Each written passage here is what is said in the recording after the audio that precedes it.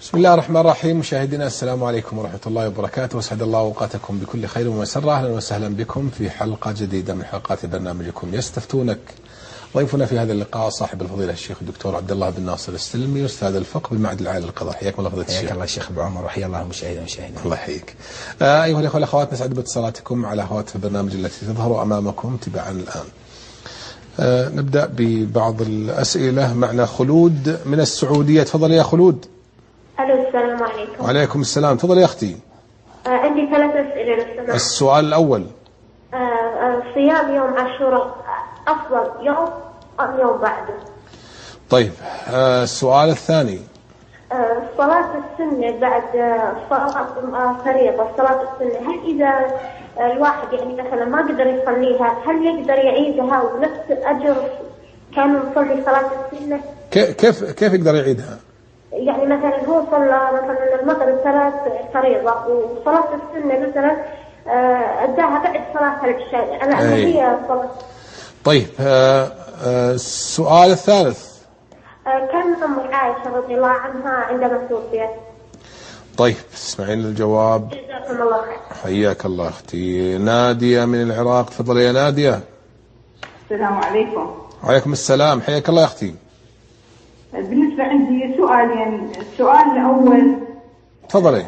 اعملوا آل داود شكر وقليل من عبادي الشكور. ما المقصود اعملوا آل داود شكرا؟ طيب. السؤال الثاني، وكيف أشكر الله سبحانه؟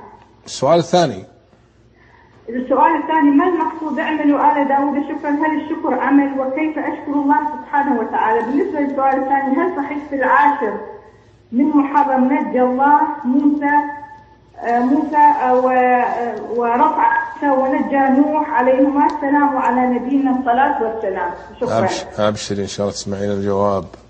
أم محمد من تونس. تفضل يا أم محمد. السلام عليكم ورحمة الله تعالى وبركاته. وعليكم السلام ورحمة الله وبركاته. حياك الله يا أختي. بارك الله فيك. أريد أن أسأل الشيخ في صلاة التهجد أصلي بعض الأحيان 8 ركعات مثنى ثم أصلي 3 ركعات بسبح اسم ربك وأقول يا أيها الكافرون أقول أحد، وبعض الأحيان أصلي يا أم محمد، يا أم محمد بس شوي عشان نفهم عليك. أنت تلقين السؤال بسرعة. أعتذر. لبعض الأحيان في صلاة التهجد في قيام الليل. في التهجد، نعم، قيام الليل. أصلي نعم أصلي 9 ركعات مثنى 10 ركعات مثنى ثم أختم بواحدة. وبعض الأحيان أصلي 8 ركعات مثنى ثم 3 ركعات على حذاء بسبح اسم ربك وقل يا الكافرون قل هو أحد. هذا جائز؟ طيب أبشري. السؤال الثاني. السؤال الثاني، عندما يصيبني الأرق أدعو بهذا الدعاء: اللهم غارت النجوم ونامت العيون وانت حي قيوم لا تأخذك سنة ولا نوم أهدأ ليلتي وألم عيني. هذا الدعاء من السنة. طيب. السؤال الثالث. بارك الله فيكم. بارك الله فيكم. حياك الله يا أختي أم محمد. أم فاتن من السعودية. تفضلي يا أم فاتن. السلام عليكم. وعليكم السلام. حياك الله يا أختي. تفضلي. بالله لو سمحت بسأل فضيلة الشيخ عن صحة حديث.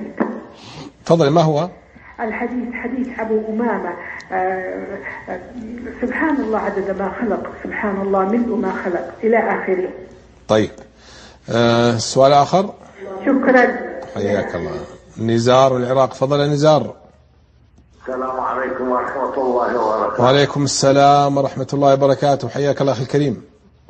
حياك الله أبو عمر، وحيا الله فضيلة الشيخ. حياك الله. كيف حالك؟ الله يحييك. يا أهلا وسهلا. تفضل سيدي فاضل، لدي 3 أسئلة. السؤال الأول، إذا الإنسان دخل المسجد والإمام يؤذن، هل يردد مع الإمام أم يصلي ركعتان تحية المسجد؟ طيب. أيهما أفضل؟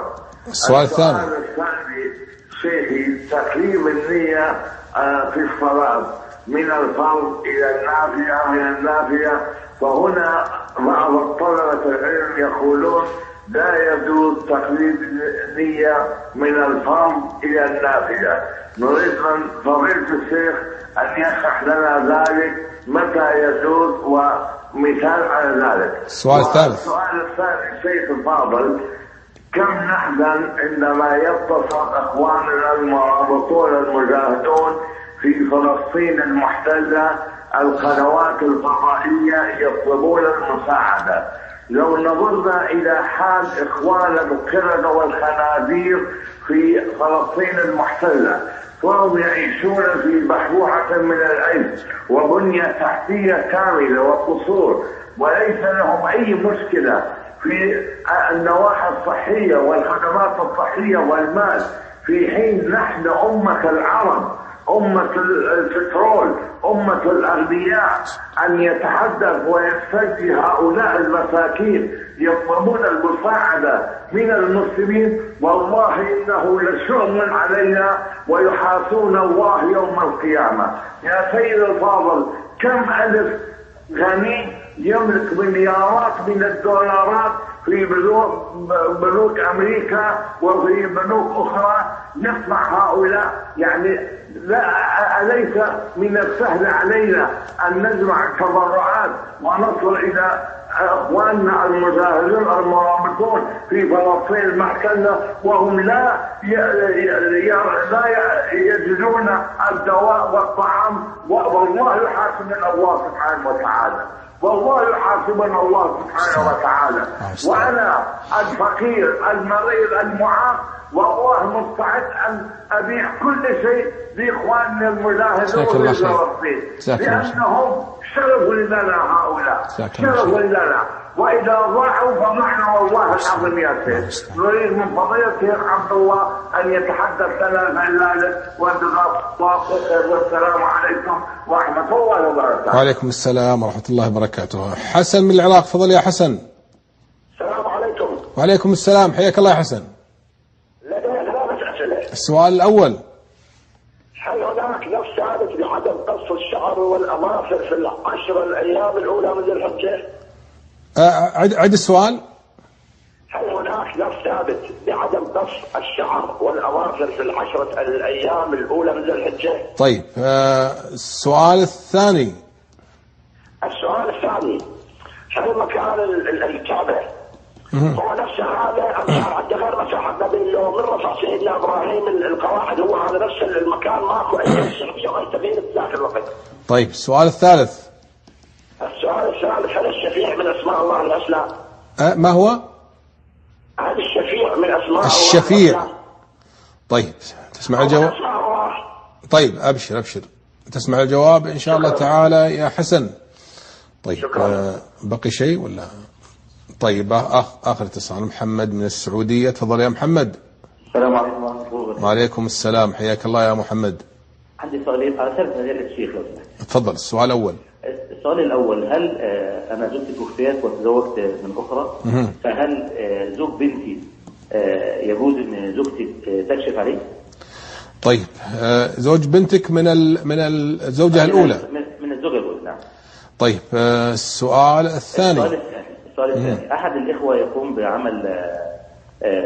بعمل الأبحاث لبعض الناس اللي بيكتبوا مثلا رسائل الماجستير أو الدكتوراه، فيعمل البحث من الأول إلى الآخر، وصاحب رسالة الماجستير أو الدكتوراه ما بيسوي فيها أي شيء، اللهم إلا بيعطوه مبلغ يعني يقوم بعمل البحث ويسلمه له، وما يكون عليه إلا المناقشة فقط. فهل اللي بيعمل هذا البحث يأثم؟ طيب، تسمع الجواب إن شاء الله تعالى. شكرا جزيلا يا محمد، حياك الله. نبدأ على بركة الله. أسئلة اليوم. خلود من السعودية تقول: ما هو الأفضل في صيام يوم عاشوراء، يوم واحد أو يومين أو ثلاثة؟ بسم الله الرحمن الرحيم، الحمد لله رب العالمين، وصلى الله وسلم وبارك على نبينا محمد وعلى آله وصحبه وسلم تسليما كثيرا. من المعلوم أن التقويم تقويم أم القرى بناء على أن اليوم الأول من شهر محرم هو الأربعاء، غير أن المحكمة العليا في المملكة العربية السعودية قد أصدرت حكمها بأن يوم الأربعاء هو المتمم لشهر ذي الحجة، وأن يوم الخميس هو اليوم الأول غرة شهر محرم. وعلى هذا فإن اليوم العاشر من شهر الله المحرم هو يوم السبت. وعلى هذا فالمشروع في حق الإنسان إذا أراد أن يصوم أن يطبق سنة محمد صلى الله عليه وسلم كما في الصحيحين من حديث ابن عباس حينما قال: لئن بقيت إلى قابل لأصومن التاسع، يعني مع العاشر. فالمستحب هو أن يصوم التاسع مع العاشر، فيصوم الجمعة مع السبت. فإن لم يكن صام الجمعة صام السبت مع الأحد يوما قبله، هذا هو السنة. فإن لم يكن فالمشروع هو المخالفة، فيصوم السبت والأحد. فإن لم يكن صام يوم واحد ولا حرج في ذلك، وهو يوم السبت. جميل. وأما تونا أبو عمر وعلى هذا فإن صيام التخصيص يوم الجمعة لا بأس. لماذا؟ لأن النبي صلى الله عليه وسلم يقول لجويرية حينما قال: أصمت أمس؟ قالت لا. قال: تصومين غدا؟ فقالت لا. قال: فأفطري. فدل ذلك على أن صيام يوم الجمعة مع السبت لا بأس به. وأما لو أن إنسانا أراد أن يصوم يوم السبت فقط، فهل له ذلك؟ جاء في ذلك حديث يرويه عبد الله بن بسر عن امرأته عن أخته الصماء أن النبي صلى الله عليه وسلم قال: لا تصوموا يوم السبت إلا فيما افترض عليكم، فإن لم يجد أحدكم إلا لحاء شجر أو عود شجر فليمضغ. فهذا حديث قال عنه مالك بن أنس هذا كذب، وقال أبو داود منكر، وضعفه الإمام أحمد رحمه الله. وحاول بعض الفقهاء إلى أن ينسوه، والصحيح هو قول الأئمة الكبار أن هذا الحديث ضعيف جدا، وإن صححه بعض المتأخرين كالشيخ الألباني، لكن عامة الأئمة الكبار ضعفوا هذا الحديث. وعلى هذا فلا بأس أن يصوم الإنسان يوم السبت فقط.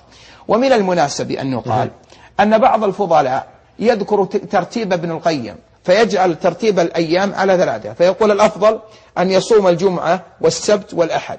هذا محل نظر، لأن معناه أن يكون هذه الأفضلية قد كانت في فعل لم يفعله النبي صلى الله عليه وسلم، والرسول إنما فضل أن يصوم يوما قبله فإن صام السبت ومعه الأحد فهذا من باب المخالفة فيؤجر على ذلك. أما أن يصوم الجمعة والسبت والأحد مع العلم أن الأحد ليس في أفضلية إلا أنه شهر الله المحرم، فنقول إذا صام على أنه شهر الله المحرم فلا حرج، لكن الأفضل أن يصوم الاثنين الذي بعد أفضل من هذا. وعلى هذا فنحن نقول أن كثرة الصيام في شهر الله المحرم يؤجر عليه الإنسان. فقد صح عنه صلى الله عليه وسلم كما في صحيح مسلم من حديث أبي هريرة أن النبي صلى الله عليه وسلم قال: أفضل الصيام بعد رمضان شهر الله المحرم.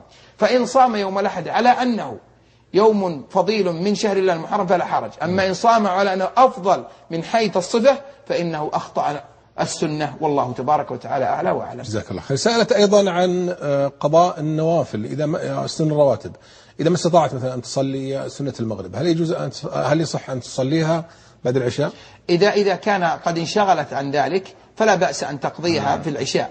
وقد جاء في الصحيحين أن أم سلمة سألت مولاتها أو مولاتها لما صلى النبي صلى الله عليه وسلم العصر مع أنه كان لم يصليها، فقال إن وفد عبد القيس أتوني بعد الظهر فشغلوني، فتلك هي الصلاة التي بعد الظهر. فدل ذلك على أنه يشرع للإنسان أن يقضي السنن الرواتب ولو في أوقات النهي، والله تبارك وتعالى أعلى وأعلم. كم كان عمر عائشة رضي الله عنها حين توفيت؟ الله أعلم أن عائشة توفيت سنة 35، وتزوجها النبي صلى الله عليه وسلم وبنى بها وهي وعمرها 9 سنوات، فيكون بنى بها يعني في المدينة في تقريبا 35 مدينة تقريبا. عمر عائشة كان عمر عائشة قرابة من 30 إلى 38 تقريبا. جميل. الله أعلم. نادية من العراق تقول: ما معنى قول الله عز وجل: اعملوا آل داود شكرا؟ اعملوا آل داود شكرا، إعراب شكرا هل هي على الحال أم هي على النصب؟ فإذا قلنا هي على الحال فإن معناه أن الله سبحانه وتعالى يقول: اعملوا آل داود بالطاعات كالصلاة والصوم والتسبيح والتهليل والتكبير وغير ذلك من العبادات الظاهرة والباطنة، كل هذا شكرا لله على ما أنعم به عليكم. فصار الشكر نوع جزاء، فما أنعم الله به علينا فجزاؤنا أن نشكره بالصلاة وأن نشكره بالتسبيح وأن نشكره بالتهليل. والمعنى الآخر إذا قلنا أن ذلك من باب الحال أنه معناه اعملوا آل داود الشكر الذي هو الصلاة والشكر الذي هو العبادات وغير ذلك. وعلى هذا فكلا القولين سائغ، والله تبارك وتعالى أعلى وأعلم، وقد جاء تفسيرهما عند العلماء رحمهم الله، وعلى هذا فلا حرج أن يكون بالمعنى الأول أو الثاني. طيب تقول يعني كيف يكون الشكر شكر الله عز وجل؟ يعني نعم. العمل نعم. الآن عرفنا الآن أن الله يقول اعملوا آل داود شكرا، وقلنا أن من الشكر الصلاة، فالشكر يكون بثلاث أحوال. يكون باللسان بأن تحمد، بأن تقول الحمد لله إذا أكلت، والحمد لله إذا شربت. إن الله يرضى عن العبد أن يأكل الأكلة فيحمده عليها، ويشرب الشربة فيحمده عليها، كما جاء في الصحيح من حديث أنس. ومن أيضا أن يكون ذلك بالفعل، والفعل يكون بأمور، بالصلاة والزكاة والصدقة، وهذا أفعال، فيكون هذا أيضا شكر. ويكون أيضا بالقلب، بأن يعلم أن العبد مأمور أن يشكر الله سبحانه وتعالى بأن يذكره في السر، وأن يعلم أن هذه النعم إنما هي من عند الله، ولو لم يشكرها لذهبت. ولهذا قال الله سبحانه وتعالى في حق قارون، قال إنما أوتيته على علم عندي. بعض الناس يا أبا عمر إذا جاءته نعمة في قررت نفسه يقول أستاهل، أنا ابن فلان، أنا ابن كذا، هذا ما شكر الله سبحانه وتعالى. فهذا شكر القلب وهو أعظم. ولهذا ينبغي الإنسان أنه إذا أنعم الله عليه لا يقول لأني الأستاذ الدكتور، لأنني ابن فلان، لأنني والدي كان تاجر، ولأن هذا ليس بدلالة على الشكر، وإنما يعرف ذلك بانكسار بين يدي الله، والله تبارك وتعالى أعلى وأعلم. تقول في يوم عاشوراء هل فقط نجى الله عز وجل موسى في هذا اليوم، أم أيضا ورد أن نوح كذلك نجي؟ الله تبارك وتعالى أعلى. المعروف كما في الصحيحين أن يوم عاشوراء نجى الله فيه موسى وقومه، وأغرق فيه فرعون وقومه، فصامه موسى ونحن نصومه شكرا. هذا في ثابت في الصحيحين. وعلى هذا فلا أعرف أنه ثمة في حديث صحيح أن نوحا عليه السلام أغرق الله قومه في عاشوراء، والله أعلم. أم محمد من تونس هي تصلي التهجد قيام الليل 10 ركعات مثنى، ثم تصلي ركعة واحدة، وأحيانا تصلي 8 ركعات وتسرد الثلاث الشفع والوتر سواء. نعم. هل الصفتان صحيحتان؟ من المعلوم أن السنة كما في الصحيحين أن النبي صلى الله عليه وسلم قال صلاة الليل مثنى، فإذا خشي أحدكم الصبح فليصلي ركعة واحدة توتره ما قد صلى. وفي رواية مسلم إذا صلى أحدكم من الليل فليصلي ركعتين، وهذا يدل على أن الأفضل أن يصلي ركعتين ثم يسلم، ثم ركعتين ثم يسلم، ثم يصلي بواحدة. فإن أحب أن يجعل يصلي ركعتين ثم يسرد 3 بجلوس بسجد واحد فلا حرج أيضا في هذا، والله تبارك وتعالى أعلى وأعلم. وقد جاء في حديث أيوب من حديث أبي بن كعب من حديث عند الإمام أحمد وأبي داود أن النبي صلى الله عليه وسلم جلس في تشهد واحد. سؤالها الثاني تقول إن عندما يصيبها الأرق تدعو بدعاء اللهم غارت النجوم ونامت العيون وأنت حي قيوم لا نعم. هل هذا الدعاء ثابت؟ هذا الحديث رواه ابن حبان في كتاب المجروحين، ورواه ابن عدي في كتاب الكامل من حديث زيد بن ثابت أنه قال شكوت النبي صلى الله عليه وسلم أرقا فيني فقال قل اللهم غارت النجوم وهدأت العيون وأنت حي قيوم لا تأخذك سنة ولا نوم. وهذا الحديث لا يفرح به، فهو حديث ضعيف جدا، بل هو إلى الوضع أقرب، بل هو موضوع، لأن في سنده رجل يقال له محمد بن عبد الله بن علاثة، رجل يضع الحديث، ولهذا فلا يفرح به. وأحسن منه ما جاء عند أبي يعلى من حديث خالد بن الوليد أنه شكى إلى النبي صلى الله عليه وسلم عرقا فقال له قل اللهم رب السماوات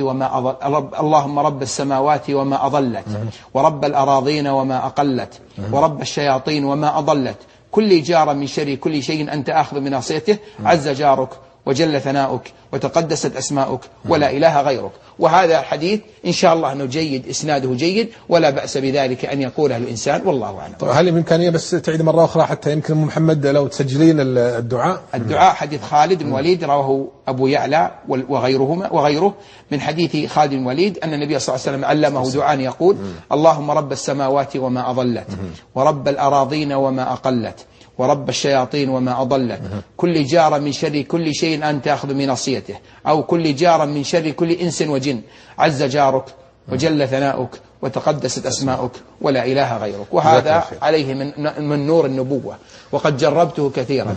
فإنه من الطريف يا أبا عمر، أحد الإخوة جاءني في يوم صبيحة عرفة، ليلة عرفة ونحن في الحج، وقال إني حصل لي أن رأيت ابن عمي قد توفي، فحصل لي صدمة، فبدأت آكل لا أستطيع أن أنام إلا أن يعطيني الدكتور حبة أنام فيها، أجلس يومين ثلاثة ولا أستطيع أن أنام إلا أن أكل هذه الحبة. وإذا أكلت الحبة فإنني يجلس علي يوم كامل 24 ساعة ما أستطيع أن أقوم، لو أخذوا بي وهزوني لا أستطيع أن أقوم. فقلت له: أو تريد علاجا بإذن الله يكون ناجعا على نور النبوة؟ قال: نعم.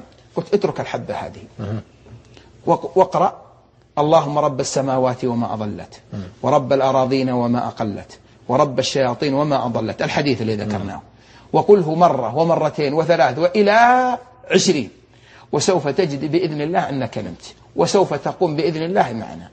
ونحن قد جئنا من منى بسبب المخيم كبير وزحام، فخرجنا من منى إلى عرفة ليلة عرفة، ووصلنا الساعة تقريبا 11 ليلا، فنام صاحبنا، فلما صلينا الفجر جاءني فقال: يا شيخ طبقت ما قلت فنمت والحمد لله من غير حبة، وقمت بوقت صلاة الفجر ما شاء الله. الحمد لله. وهذا تجربة معروفة وأنا جربتها كثيرا. اللي يريد أن ينام يطبق هذا الحديث، وإن شاء الله أنه فيه خير كثير. جزاك الله خير. أختنا أم فاتن سألت عن حديث أبي أمامة، تقول: سبحان الله عدد ما خلق، سبحان الله ملء ما خلق. هل هذا ثابت؟ نعم، هذا حديث أبي أمامة رواه الإمام أحمد وغيره، وإسناده جيد.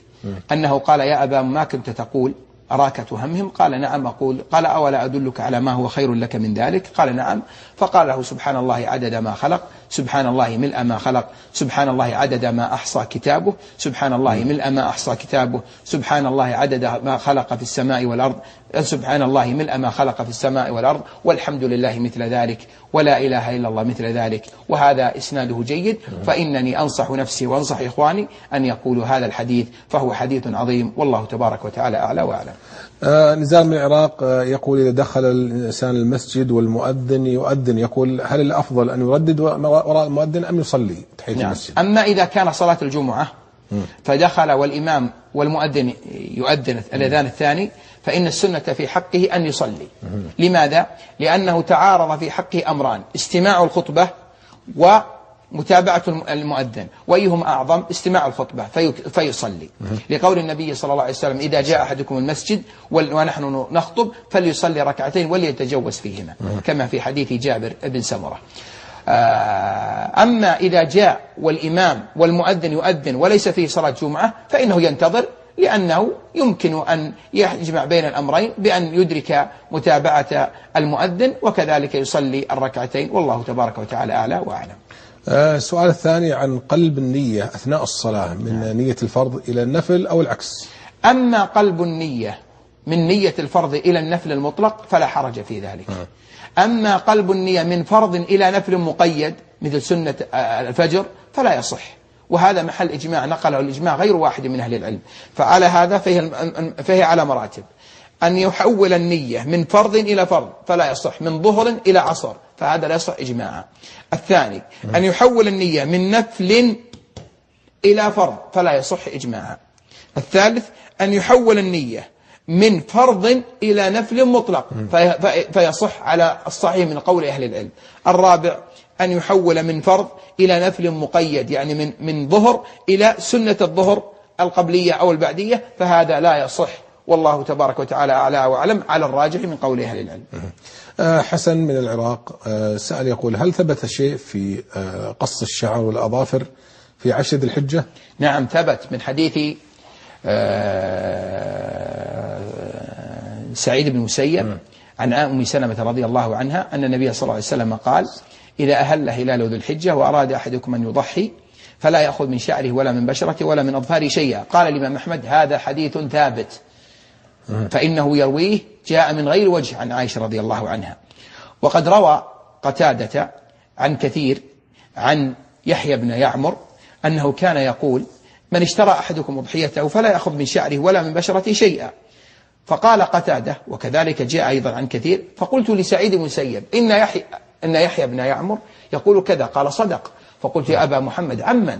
قال: عمن عن أصحاب النبي صلى الله عليه وسلم أنهم يصنعون ذلك.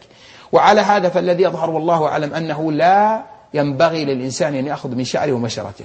وإنني بحثت المسألة بحثا مستفيضا، ورأيت والله تبارك وتعالى أعلى وأعلم أنها على مراتب. المرتبة الأولى أن يكون الإنسان قد اشترى أضحيته، فإنه لا يجوز أن يأخذ من شعره ولا من بشرته شيئا، لا يجوز، لحديث من اشترى أضحيته فلا يأخذ من شعره، وكذلك جاء عن علي رضي الله عنه. الثاني أنه ينوي أن يأخذ من أن يضحي لكنه لم يشتري أضحيته، فهذا الأولى ألا يضحي. والقول بالكراهة قوي، لأنه يمكن أن لا يشتري ويمكن أن يشتري، لكنه الأولى ألا يأخذ. وأما إن اشترى فالقول بأنه لا يجوز قول قوي والله أعلم. معنا أبو ميساء من المغرب. تفضل يا أبا ميساء، أو عفوا أبو رميصاء. السلام عليكم ورحمة الله الكريم. وعليكم السلام، حياك الله يا أخي.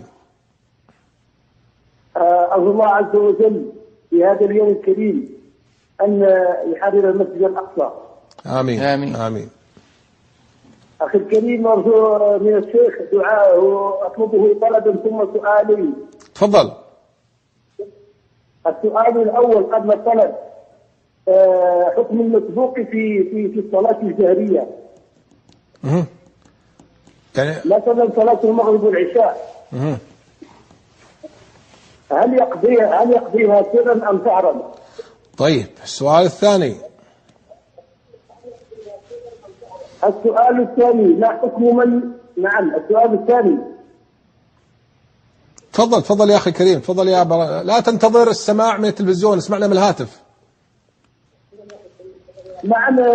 هل يجوز لي أن أوصل أستاذة ليست من محارمي؟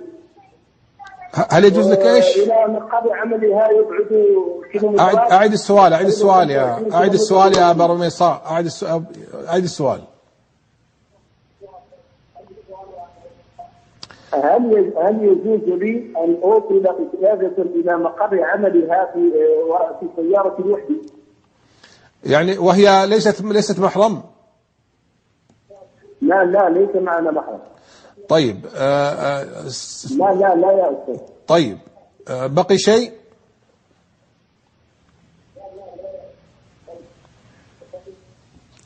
كذا هكذا. من يدخل معنا على الهواء يا جماعة يعني يغلق التلفزيون، نحن نسمع مباشرة. إذا سيسمع من الهاتف من التلفزيون سيتأخر عليه الوقت. أبو جمانة من العراق. تفضل يا أبا جمانة. السلام عليكم. وعليكم السلام، حياك الله يا أبا جمانة. أخي عبد الله. يا أهلا وسهلا، حياك الله. أحييك وأحيي الشيخ. حياك الله. بارك الله فيك يا ناصر السلمي. بارك الله فيك. تفضل. الله يحييك. يا شيخ لدي سؤالين أو ثلاثة لو سمحتم. تفضل. السؤال الأول: هل ثبت النبي عن النبي صلى الله عليه وسلم أنه نهى أن يكتب على القبر؟ وما العلة من تحريم النهي على القبر؟ السؤال الثاني: وهل ثبت عن النبي عليه الصلاة والسلام أنه كان يقول عند دفن الميت للمرأة، كان يقول للصحابة: أيكم لم يقارب في الليلة؟ فما العلة من هذا القول أيكم لم يقارب في الليلة؟ نعم. وسؤالي الأخير: طيب، السؤال الثالث: هل كل آيات القرآن جائزة للرقية الشرعية أم هناك آيات مخصوصة للرقية الشرعية؟ طيب، تسمع الجواب إن شاء الله تعالى. محمد من السعودية. تفضل يا أو حمد من السعودية. تفضل يا حمد. حياك الله يا حمد. طيب، أنا جيت مسجد مصلى وأذنت فيه، وبعد ما أذنت انتظرت قليل فلم يصلي معي أحد، ورجعت إلى أحد الزملاء فصليت أنا وياه، ولم أقم الصلاة ولا يعني أكمل الصلاة في المسجد لعدم وجود الجماعة، هل علي شيء؟ يعني يا محمد، بس سؤال يا حمد، سؤال حمد. طيب أبشر يا حمد. يعني سؤالك أنت الآن أذنت لكنك ما أقمت، هذا هو السؤال. ما أقمت الصلاة لعدم وجود الجماعة ويعني ما حد جاء صلى معي. ماشي. فرجعت لأكتب أجر الجماعة مع أحد الإخوة وصليت. طيب يعني بس هو ملخص سؤالك أنك أذنت ولم تقم. إيه نعم. طيب سؤال آخر. طيب في نفس السؤال، لو إني مثلا صليت مع زميلي يعني الصلاة ورجعت حصلت أحد الإخوة ورجعت يعني أقمت وصليتها مثلا النفل معهم لأنه لإحياء المسجد أو كذا. يعني لقيت واحد جاي ما لا جاي. يعني سؤال ثاني، أنا الاحتمال ثاني قلت أنا لو جاء يا حمد أنا أسألك حتى يعني يعني أعرف إني فهمت سؤالك. يعني سؤالك الثاني أنك وجدت شخصا آخر جاء وصلى في المسجد لا ما وجدت لكن أنا جاء احتمال في بالي، قلت لو إني وجدت يعني مثلا شخص آخر وصليت معاه نفل. جيد. يعني شخص آخر ما يصلي الفريق. السؤال الأول كما هو، أنا ما أذنت وما أقمت وصليت. ولا يهمك، لكن أنا انتهينا من السؤال الأول، خلاص انتهينا منه. الآن انتقلنا إلى السؤال الثاني. سؤالك الثاني تسأل أنك لو شخص يصلي الفريضة وصليت معه نافلة يجوز ولا لا؟ نعم. شكرا. لا لأن أنا أقصد أقمت أنا الصلاة وأنا يعني صليت. طيب ولا يهمك، أبشر يا حمد، تسمع الجواب إن شاء الله. شكرا جزيلا، حياك الله. طيب نواصل الأسئلة. أخونا حسن من العراق يقول هل الكعبة مكانها كما هو الآن يعني على قواعد إبراهيم عليه السلام أم أنها مختلفة؟ ولا فيه إشكال أن الكعبة الركنين اليمانيين هي على قواعد إبراهيم. وأما الركنين الشاميين فإنهما قد استقصر قريش في النفقة فلم يجعلوها على قواعد إبراهيم ووضعوا عليها الحجر، فمن الكعبة إلى الحجر 6 أذرع وشيئا. وعلى هذا فأراد عبد الله بن الزبير أن يجعلها على قواعد إبراهيم كل ال4، ولكنه لم يفعل ذلك فأعادها عبد الملك بن مروان، وقد صنع ذلك. فأعاد عبد الملك بن مروان بأمره إلى الحجاج فأعادها كما كان النبي صلى الله عليه وسلم عليه، والله تبارك وتعالى أعلى وأعلم. السؤال الثالث، هل الشفيع من أسماء الله؟ الله أعلم. محمد محمد من العراق أو عفوا من السعودية يقول إنه تزوج زوجة ثانية، وطبعا زوجته الثانية هل يجوز هل تكشف لزوج بنته من الأولى؟ زوجته الثانية؟ أي نعم. هو زوجته توفيت وتزوج من امرأة أخرى وزوج بنته الآن، فيقول بنته طبعا من الزوجة الأولى، فهل زوجته الثانية تكشف زوج البنت؟ لا زوجته هي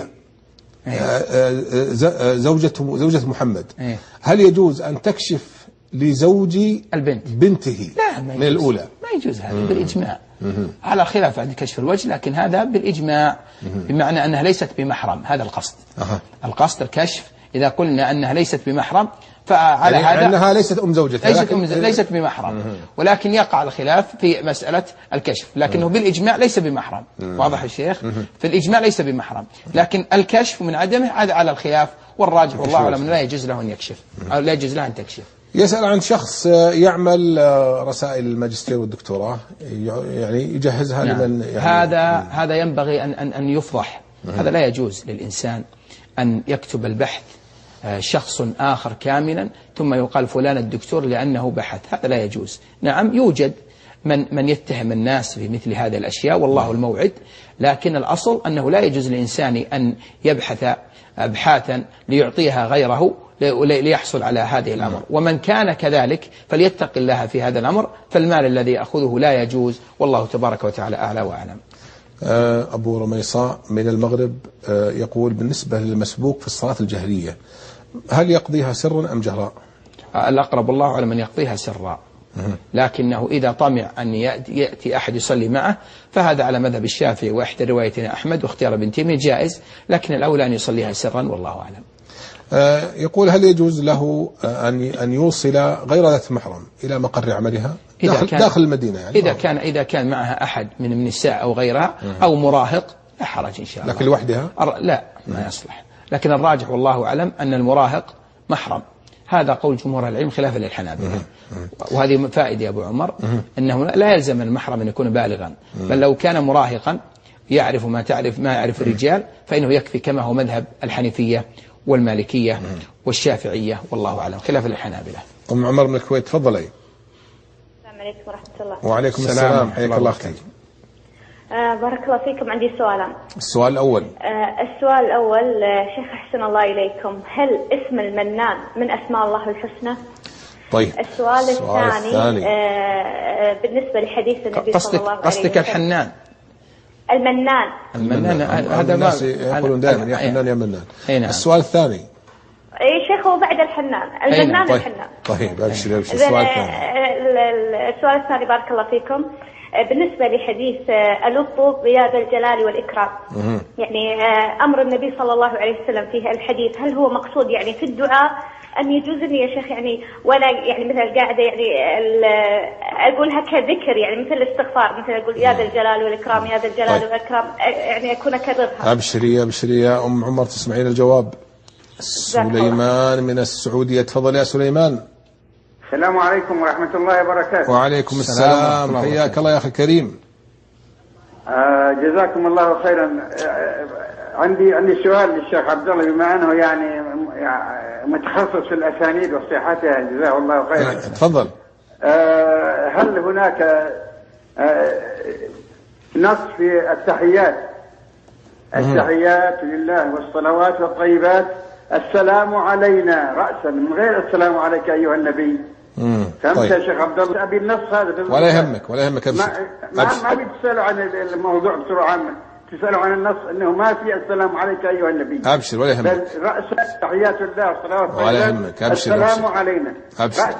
أبشر تسمع الجواب إن شاء الله. حياك الله. وعليكم السلام حياك الله. عبد الله من الجزائر تفضل يا عبد الله. السلام عليكم. وعليكم السلام. هلا وسهلا عبد الله. حياك الله تفضل.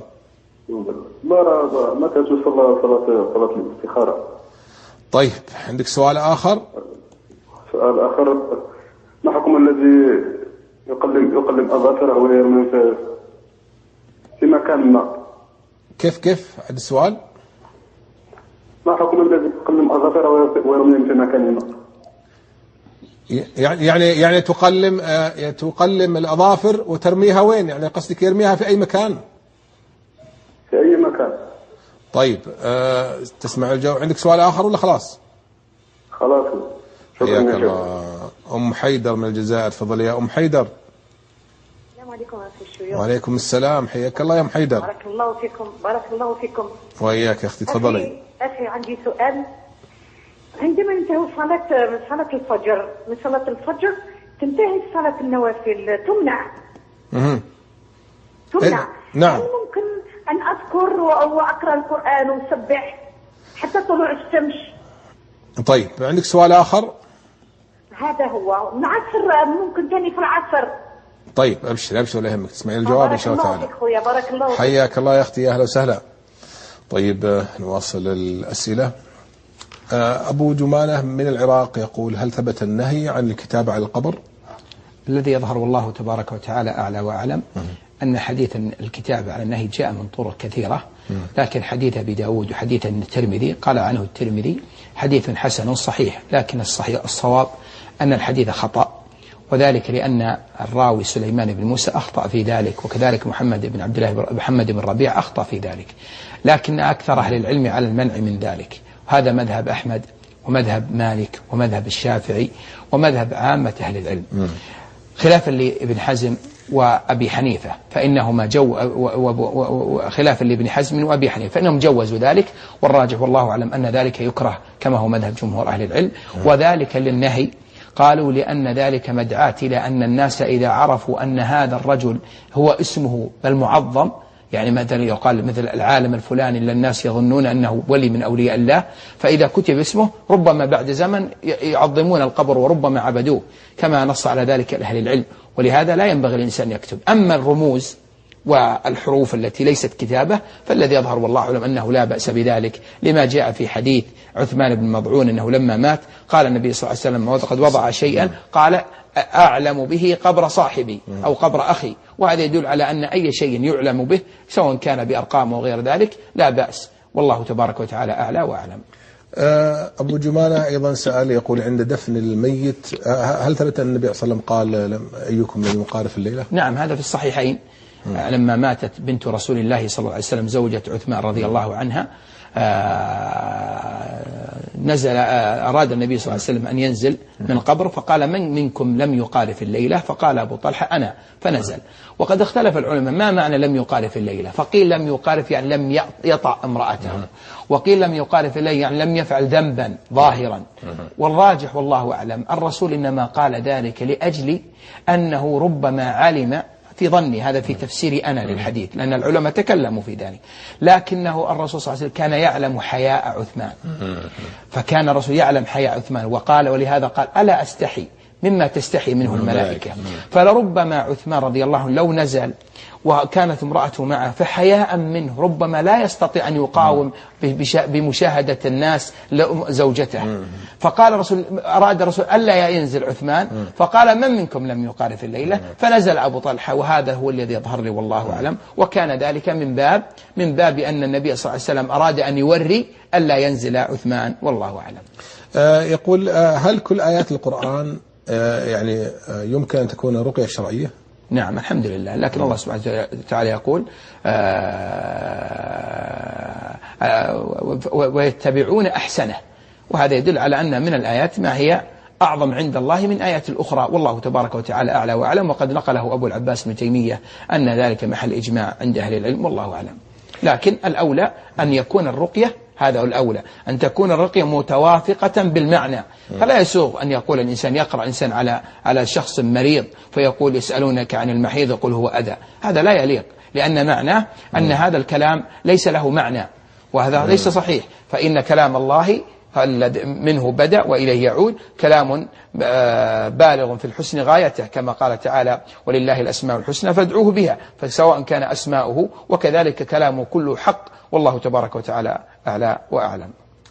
حمد من السعودية يقول أنه أذن في مصلى ولكن لم يأتي أحد للصلاة، فذهب وصلى مع زميل له ولم يقم الصلاة، فيقول ما الحكم؟ لا حرج، ليس مالزم أن كل من أذن لازم يقيم، ما دام صلى مع زميل لا حرج. ثم إن الراجح والله أعلم أن الإقامة أنها فرض كفاية كما هو مذهب جماهير أهل العلم، فلو صلى إنسان بلا إقامة لا حرج، لكن الأولى إذا كان فردا أن يقيم، أما إذا كان جماعة فالأولى أنه يقيمون لأنها فرض كفاية، ولكن القول بأنه وجوب قول قوي والله أعلم على الجماعة. هنا يقول لو دخل شخص يريد أن يصلي على الجماعة أبو عمر، وأما غير الجماعة فإنها لا تجب، كما صح ذلك في صحيح مسلم أن عبد الله بن مسعود دخل عليه علقمة والأسود فقال أصليتما العصر؟ فقلنا لا، فصلى بنا من غير أذان ولا إقامة، وهذا يدل على أنه لا يجب، لكنه الأولى أن يؤذن ويقيم. لو وجد شخصا دخل يصلي الفريضة وأخونا حمد صلى يعني أراد أن يدخل معه النافلة، نعم، هل يصح له أن يقيم حتى وهو يصلي معه النافلة؟ لا ما يقيم، ما يقيم، ما يقيم. الإقامة إنما هي للفرض، لماذا يقيم هو؟ طيب، أم عمر من الكويت تقول سألت عن اسمي الحنان نعم. والمنان.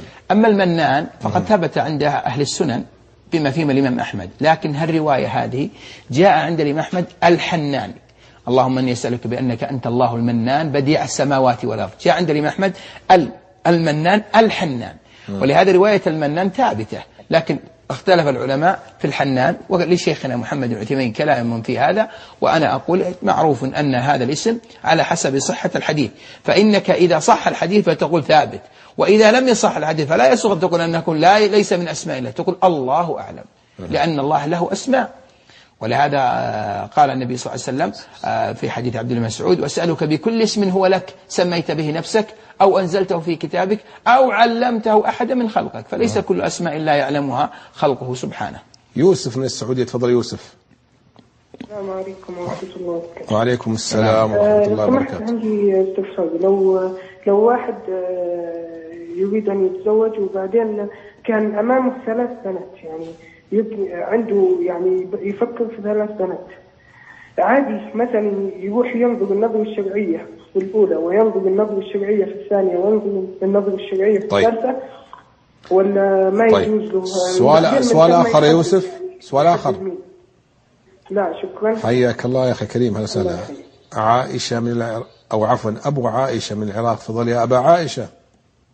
السلام عليكم ورحمة الله وبركاته. وعليكم السلام، حياك الله يا أخي الكريم. الله يحفظك إن شاء الله شيخنا العزيز. السؤال الأول. تفضل. عندي 4 أسئلة. تفضل. السؤال الأول: ما صحة قول من قال إن الأعور الدجال يظهر حين يختفي ذكره من المنابر؟ طيب السؤال الثاني. السؤال الثاني: يوجد أناس عندنا يبيعون بالآجل ولكنه يحملونه زيادة كبيرة، فهل هذا ربا؟ السؤال الثالث: تأتينا لحوم لا نعرف مصدرها، هل يجوز أكلها؟ طيب السؤال الرابع: حكم الرجل الذي يصلي بدون خشوع، هل يعيد الصلاة؟ الله المستعان. طيب تسمع الجواب إن شاء الله تعالى. حياك الله يا هلا وسهلا. ادعوا لنا يا شيخ. الله يفرج عنكم. الله يفرج عنكم. آمين.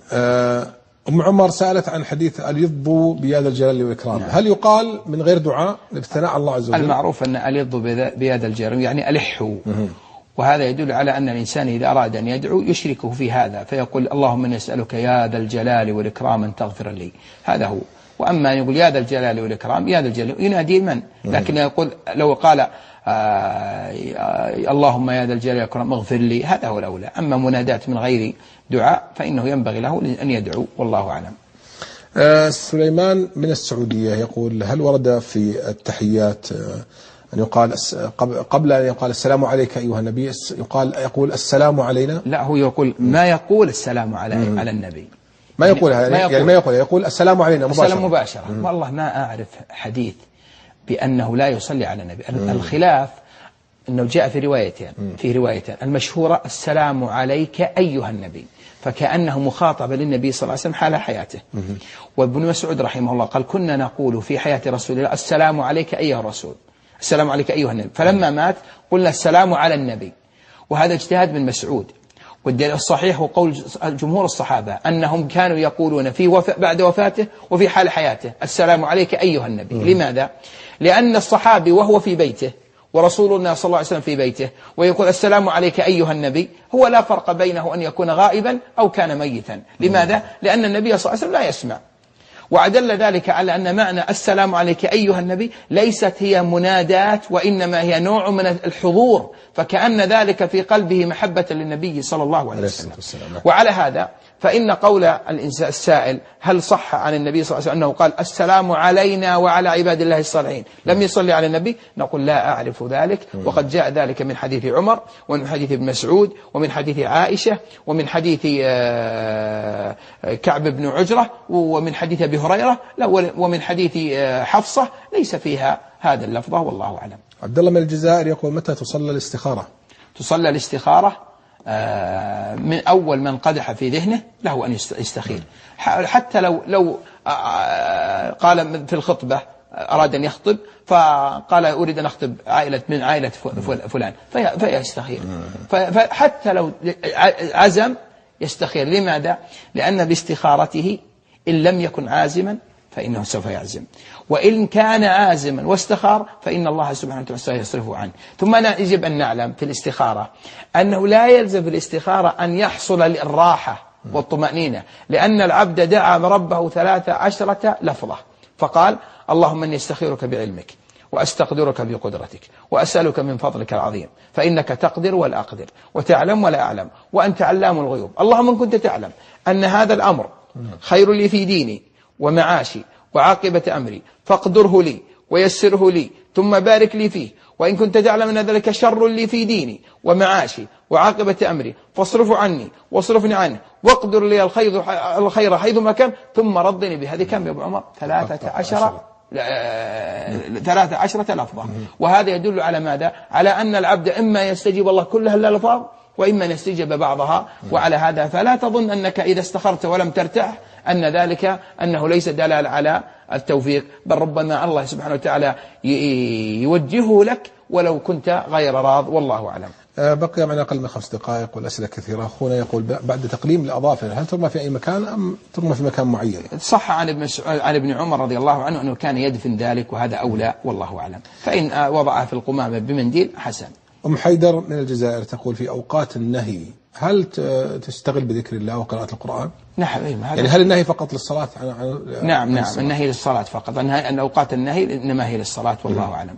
يعني الرسول صلى الله عليه وسلم عندما دخل على جويرية بعد صلاة الفجر ووجدها جالسة في مصلاها تسبح وتهلل، ثم ذهب صلى الله عليه وسلم ثم جاء فقال ما زلت على المكان في المكان الذي أنت فيه منذ فارقته؟ قالت نعم. وهذا يدل على أنه لا بأس، بل هو يشرع للإنسان. الله سبحانه وتعالى يقول فسبح بحمد ربك قبل طلوع الشمس وقبل الغروب، وكل هذه أوقات نهي فأمر بالتسبيح والله أعلم. يوسف من السعودية يقول لو احتار الإنسان في الزواج من 3 فتيات هل يجوز له مثلا يذهب وينظر إليها من نظرة شرعية كلهم ثم يختار واحدة منهم؟ والله ينبغي له أن يستخير على واحدة، فإذا أراد عزم عليها ينظرها، ارتاح يجزم، إذا ما ارتاح ينظر ثانية. أما يفتش محارم المسلمين القاعدة في هذا يعني هل يرضى مثل هذا في نعم مثلا هذا ما يصلح يعني نعم هذا لا يصلح ما تصح. أبو عائشة من العراق يقول هل ثبت أن الأعور الدجال يظهر في وقت يختفي ذكره من المنابر؟ ذكر العلماء رحمهم الله ذلك، كما أشار لذلك الإمام السفاريني أن العلماء كانوا يقولون أن من أسباب ظهور الدجال أنه لا يذكر على المنابر، ولهذا فإني أنصح نفسي وأنصح إخوان الخطباء أن يذكروا الدجال بين الفينة والأخرى والله أعلم. ومن الغريب يا أبا عمر قبل يعني شهرين في أول شهر ذي القعدة خطبت عن الدجال فتعجب كثير من طلبة العلم، يعني انظر يعني ليس العوام بل كثير من طلبة العلم، وهذا يدل على أنه أهمية ذكرها أهمية ذكرها في المنابر على المنابر مهم جدا والله أعلم. السؤال الثاني يقول لديهم في العراق ناس يبيعون بالآجل لكن يزيدون على المبلغ الأصلي زيادة كبيرة للأجل. أولا يجب أن نعلم أن الزيادة في الثمن لأجل الأجل وكانت سلعة بثمن أن ذلك جائز في قول الأئمة الأربعة، بل حكى الصنعاني عنهم الاتفاق على ذلك، خلافا للشيخ الألباني الذي كتب في السلسلة الصحيحة أن ذلك لا يجوز، والصحيح جائز. ولهذا السلم إنما زاد لأجل أجل، لكن لا ينبغي الناس أن يستغلوا حاجات الناس فيزيدوا في الأرباح، هذا لا ينبغي، لأن الشارع نهى عن بيع المضطر، فبعض الناس أحيانا ليس عندهم من المال فيضطر إلى أن يأخذ ذلك بالآجل فيستغلوا حاجاتهم، وهذا لا يصوغ ولا ينبغي. فالمؤمن أخو المؤمن لا يظلمه ولا يحقره ولا يسلمه. لكن ينبغي أن من أراد أن يبيع بالآجل فلا بد أن يكون أحد البدلين قد سلم في مجلس العقد، فلا يجوز أن يؤجل البدلان. الثاني أنه يجب أن يكون الأجل معلوما. الثالث ينبغي أنه إذا تأخر في السداد فلا يجوز أن يزيد عليه في الثمن، لأن ذلك من باب الربا، لأن كل ما ثبت في الذمة فإذا زيد عليه صار ربا والله أعلم. الرابع أنه لا يجوز له أنه إذا باعه بالآجل يقوم فيشتريها منه، لأن ذلك من باب العينة كما هو مذهب الجمهور خلافا للشافعي. السؤال الثاني يقول تأتيهم لحوم لا يعرفون مصدرها، يقولون الله بسم الله والله أكبر والحمد لله، أو بسم الله سموا الله أنتم وكلوا كما في الصحيح من حديث عائشة. السؤال الأخير يقول من يصلي بدون خشوع هل يعيد الصلاة؟ الله المستعان. أما الخشوع فهو خشوعان، خشوع الجوارح، فإن كان يتحرك تحركا كثيرا عرفا بحيث لو رآه الرائي لا يراه قد صلى فهذا تبطل صلاته، كما قال حذيفة لرجل كثير الحركة لو مت على هذا مت على غير ملة محمد. وأما الخشوع الثاني وهو خشوع القلب فهذا الصلاة صحيحة بإجماع العلماء، كما حكى ذلك أبو العباس بن تيمية عن بعض أهل العلم، وخالف في ذلك الغزالي، والصواب أن صلاته صحيحة، ومن يسلم من هذا يا أبا عمر. الله المستعان. شكرا لمقدمة فضيلة الشيخ. الله يجزاك خير. شكرا كذلك لكم أنتم أيها الأخوة والأخوات، غدا نلقاكم إن شاء الله، استودعكم الله، تصبحوا على خير. السلام عليكم ورحمة الله وبركاته.